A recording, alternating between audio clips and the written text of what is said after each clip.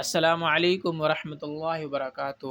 ناظرین، امید ہے کہ آپ حضرات سب خیر و عافیت سے ہوں گے۔ میں آپ حضرات کے سامنے آج نبی اکرم صلی اللہ علیہ وسلم کی ایک حدیث کا ذکر کروں گا۔ تو نبی اکرم صلی اللہ علیہ وسلم نے ارشاد فرمایا، ثلاث من کن فیہ وجد حلاوت الایمان۔ جس شخص میں تین باتیں پائی جاتی ہوں وہ ایمان کا بھرپور مزہ لیتا ہے۔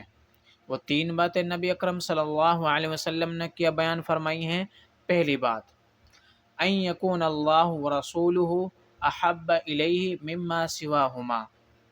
اللہ اور اس کے رسول کی محبت اس کے دل میں ما سوا تمام چیزوں سے زیادہ ہو، یعنی اللہ اور اس کے رسول کے علاوہ کسی بھی چیز کی محبت اس کے دل میں اتنی نہ ہو جتنی کہ اللہ اور اس کے رسول کی محبت اس کے دل میں ہے۔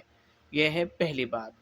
دوسری بات، ان یحب المرء لا یحبہ الا للہ۔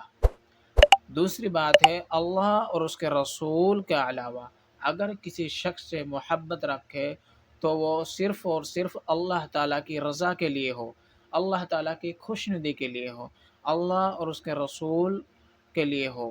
ایسا نہ ہو کہ اس میں اس کا کوئی مقصد ہے، اس میں اس کا کوئی فائدہ ہے، اس فائدے کی وجہ سے وہ اس شخص سے تعلق رکھتا ہے۔ تو یہ دوسری بات ہے۔ تیسری بات، اس کے دل میں یہ بات ہو کہ اللہ تعالیٰ نے اسے کفر سے بچا کر اسلام میں پیدا کیا، اس کو مسلمان بنایا۔